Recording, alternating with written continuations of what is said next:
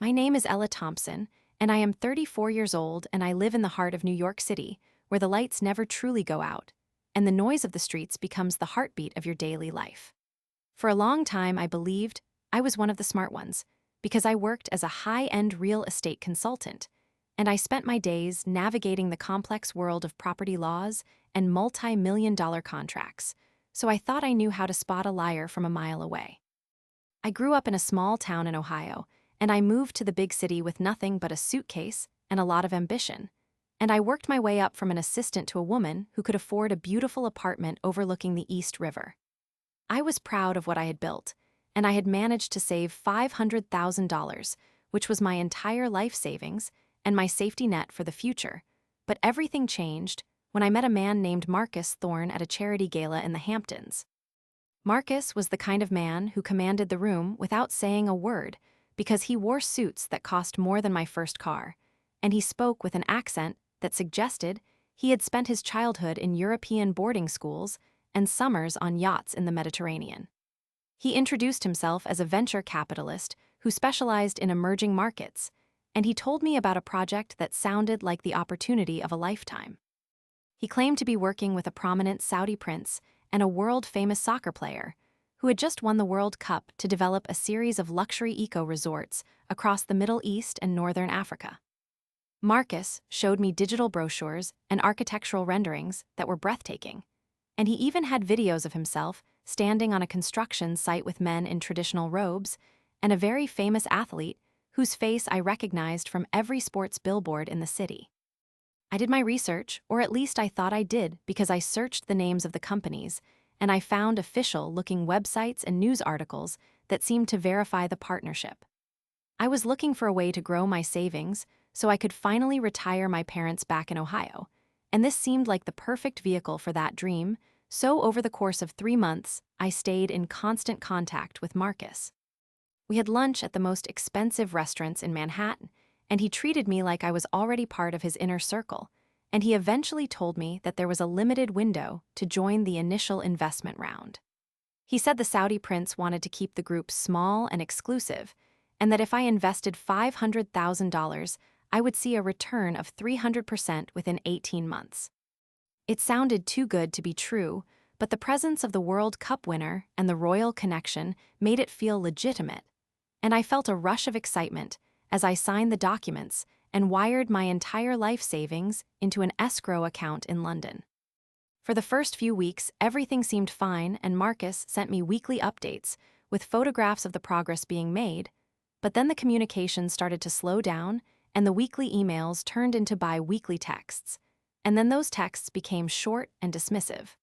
One morning, I tried to call the office number provided in the contract, and I discovered the line had been disconnected, and my heart dropped into my stomach like a lead weight. I rushed to the office building in Midtown, where Marcus had hosted our first meeting, only to find out from the building manager that the suite had been rented on a short-term basis through a shell company and was now completely empty.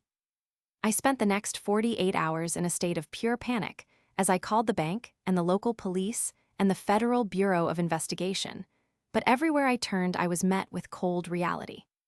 The bank told me that the money had been moved from the London account to several offshore accounts in the Cayman Islands, and then vanished into the world of cryptocurrency, and the local police told me that since it was an international fraud case, it was out of their jurisdiction.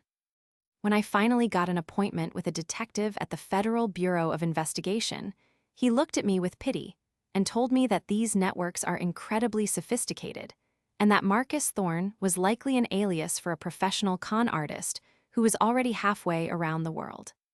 He told me that while they would open a file, it was highly unlikely I would ever see a single cent of my money again, because the people behind this were protected by layers of fake identities and international borders. I felt like my entire life had been erased in an instant, and I went home to my apartment and sat on the floor in the dark and cried until I couldn't breathe because I had lost everything, and the people who were supposed to protect me were telling me there was nothing they could do. I tried to solve the problem by hiring a private investigator named Silas, who claimed to be an expert in tracking digital footprints,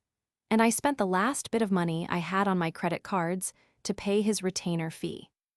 Silas spent 3 weeks digging into the documents Marcus had given me, and he discovered that the photos of the Saudi prince were actually heavily edited images of a minor royal who had no idea his likeness was being used, and the World Cup winner had been paid for a 30-second promotional video under the guise of a different charity project entirely.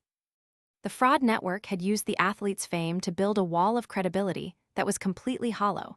and as Silas got closer to finding a physical address for one of the shell companies, he was suddenly threatened by anonymous callers who knew where he lived and what kind of car he drove. Silas called me and told me he was dropping the case because it was too dangerous, and he said these people weren't just scammers, they were part of a dangerous international syndicate with deep pockets and no morals. I tried to confront Marcus one last time after I managed to find a burner phone number he had used,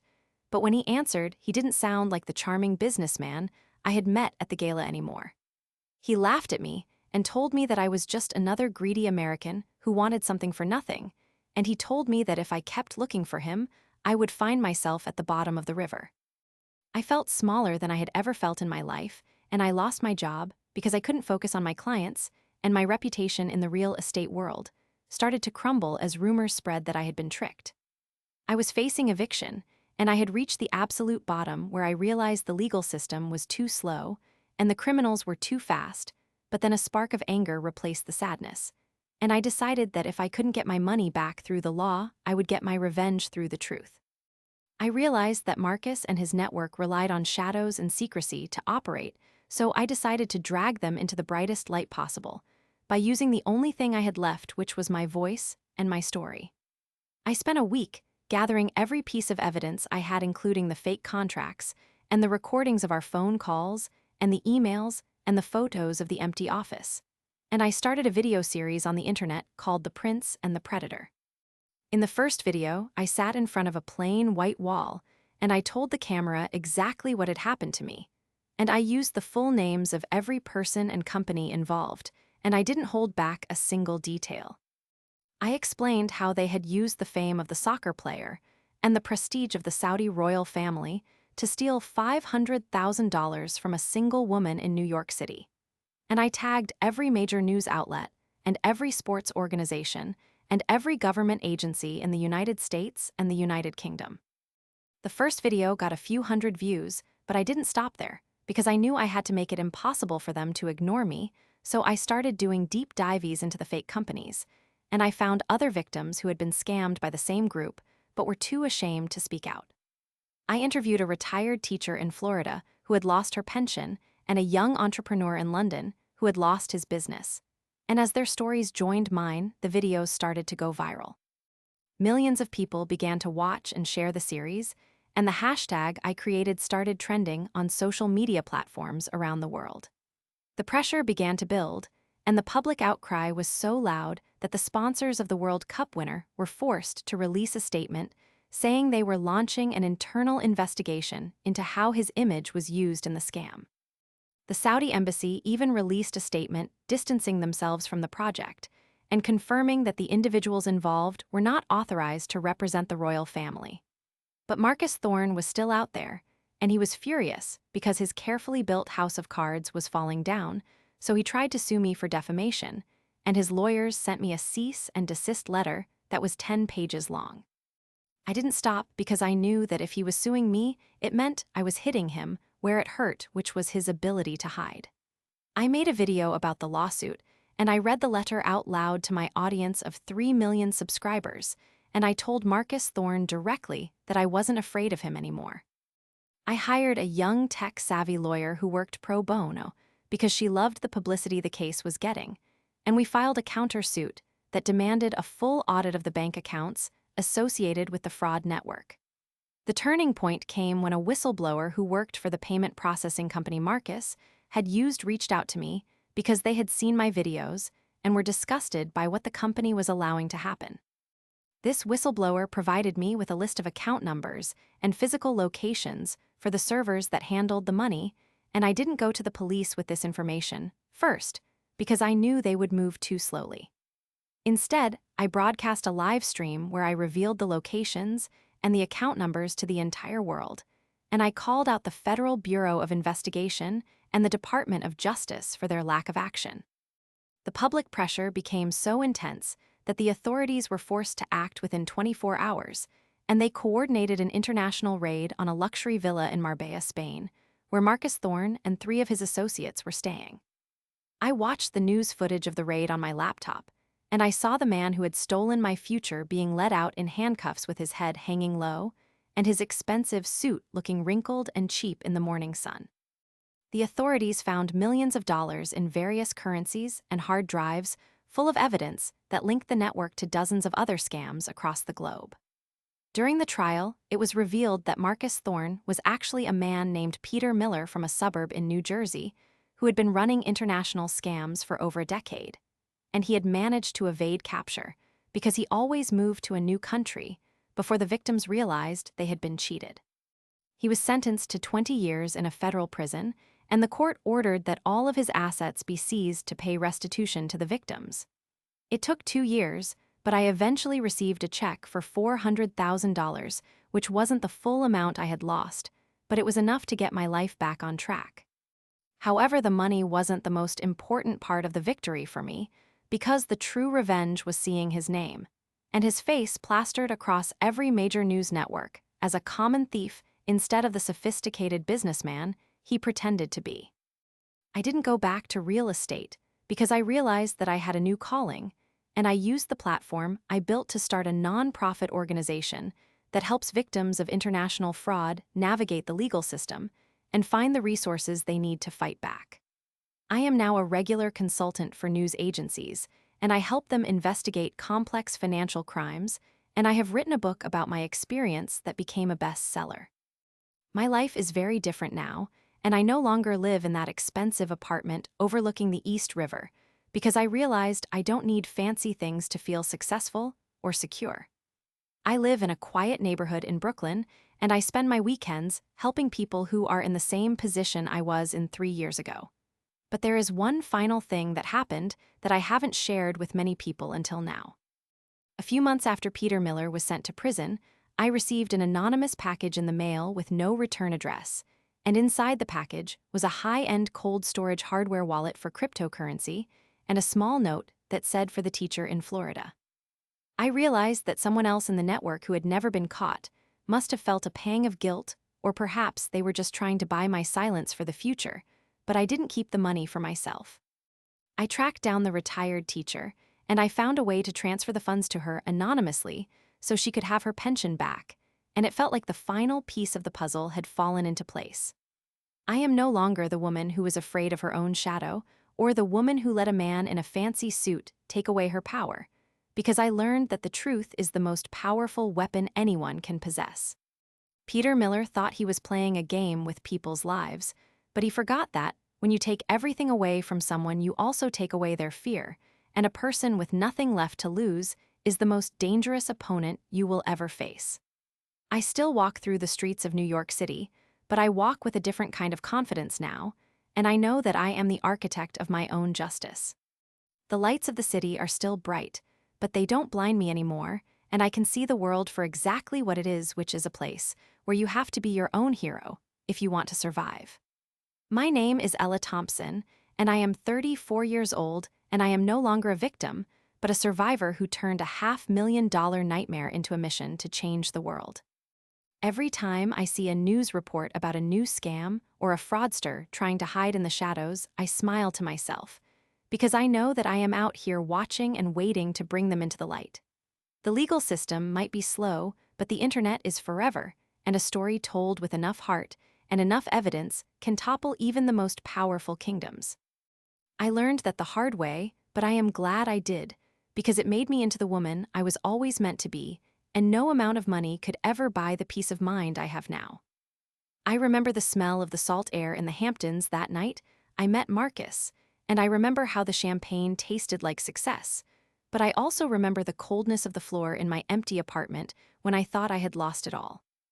Those memories serve as a reminder that life can change in an instant, and that you should never get too comfortable in your own success. I stay humble and I stay focused on the work that matters, and I make sure that my parents are taken care of in Ohio, just like I always planned. They are proud of me not because of the money I recovered, but because of the people I helped, and that is a reward that no scammer can ever steal from me. The world of international finance is still full of predators and people who think they are smarter than everyone else, but they should be careful who they target next, because there are more people like me out there now. We are talking to each other, and we are sharing our stories, and we are building a network of our own that is much stronger than any fraud syndicate. The prince and the soccer player might have been the bait, but the truth was the hook, and Peter Miller is going to have a long time in a small cell to think about how he got caught by a real estate agent from New York City who refused to stay quiet. Sometimes the best revenge isn't just getting your money back, it is making sure the person who took it can never do it to anyone else ever again, and that is exactly what I did. I look out my window at the Brooklyn Bridge, and I feel a sense of calm because the noise of the city doesn't sound like a heartbeat anymore, it sounds like a victory song, and I am finally the one singing it. The journey from being scammed to being a crusader for justice was the hardest thing I have ever done.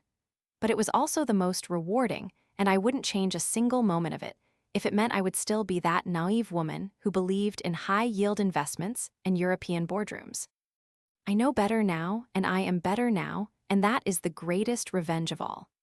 I have learned to trust my instincts above all else, and to never let the glitter of a fancy lifestyle distract me from the reality of a person's character.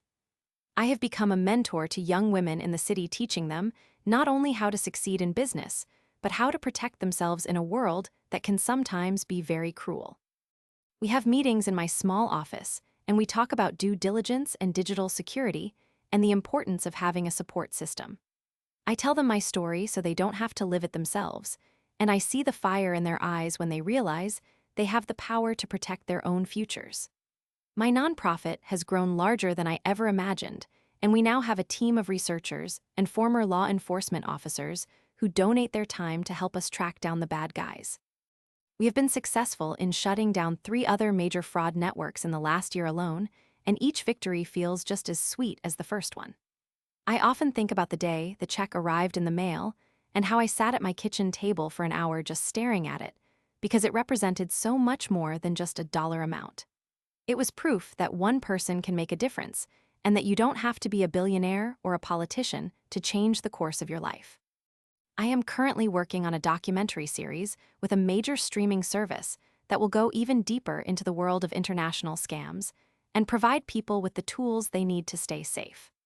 I want to make sure that the name Peter Miller is synonymous with failure, and that my story serves as a warning to anyone who thinks they can prey on the hard work of others. The city of New York is a place where anything can happen, and while it took something from me, it also gave me the strength to take it back and so much more. I am happy, and I am healthy, and I am finally at peace with my past. The scars are still there, of course, because you don't lose your life savings and your career without being changed forever, but those scars are a map of where I have been and a reminder of how far I have come. I am Ella Thompson, and I am 34 years old, and I am the woman who fought back and won. The world is full of stories, but mine is one of resilience and justice, and I hope it inspires anyone else who is currently sitting in the dark feeling like they have lost everything to remember that the light is coming if they are brave enough to seek it. The fight isn't over, and it probably never will be, because as long as there is money to be made, there will be people trying to steal it, but I am ready for whatever comes next. I have my evidence, and I have my voice, and I have a community of people who have my back. Peter Miller might have been the one with the royal connections and the world-class athletes, but I am the one with the truth, and in the end, that was all I ever needed to win. I sometimes look at the old brochures for the eco-resorts, and I laugh because the designs were actually quite beautiful, but they were just drawings on a page meant to trap a dreaming mind. Now, I build real things like a legacy of protection and a community of survivors, and those are much more beautiful than any resort could ever be.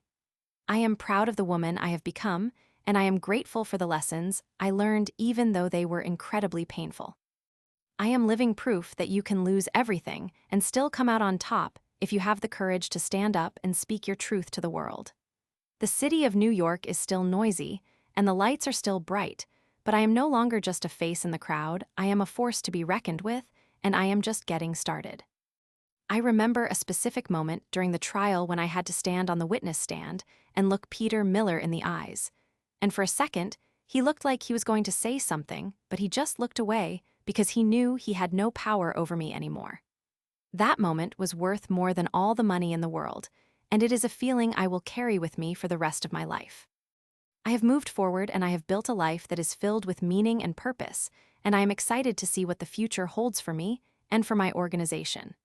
We are going to keep fighting, and we are going to keep winning, and we are going to make sure that the predators of the world have nowhere left to hide. The story of Ella Thompson is no longer a tragedy but a triumph, and that is the best ending I could have ever written for myself. I am strong, and I am capable, and I am free. The past is behind me and the future is wide open, and I am ready to face it with my head held high and my heart full of hope. The $500,000 is gone, but the wisdom I gained is priceless, and I am a richer person today than I ever was when I had that money in the bank. I have found my true purpose, and I have found my true self, and that is the ultimate victory in any battle. I am grateful for the supporters who stood by me, and for the strangers who became friends along the way. We are all connected in our search for justice, and together we are an unstoppable force. The sun is rising over the East River now, and a new day is beginning, and I am ready to get to work, because there are still people out there who need my help, and I am never going to stop until every one of them is heard and every predator is brought to justice. My name is Ella Thompson, and I am a survivor, and this is my story. It is a story of how a small town girl from Ohio took on an international fraud network in New York City and won by using nothing but her voice and the truth. It is a story of revenge, but it is also a story of redemption and hope, and I hope it stays with you for a long time. Remember that no matter how big the problem seems, there is always a way to fight back if you are willing to be brave and stay persistent. The world can be a dark place, but you have the power to be the light, and that is the most important lesson of all. I am signing off now, but I will be back tomorrow with another video and another story, because the fight for justice never sleeps, and neither do I. Goodbye for now, and stay safe out there in the world, because you never know who might be watching, but you also never know how much power you truly have until you are forced to use it. I am Ella Thompson, and I am living proof that justice is possible if you are willing to fight for it. I will keep watching the horizon for the next challenge, and I will keep building my network of survivors, and I will keep telling the truth until everyone knows my name and the names of those who try to steal our dreams. The city is awake now, and the streets are filling up with people, and I am one of them, but I am different than I was before. I am a warrior, and I am a hunter, and I am finally at home in the world. The prince and the soccer player are just ghosts of a scam that failed, and I am the reality of a woman who succeeded. The revenge is complete, and the resolution is here, and I am at peace. Thank you for listening to my story and for being part of my journey. I will see you in the next video as we continue to drag the darkness into the light together.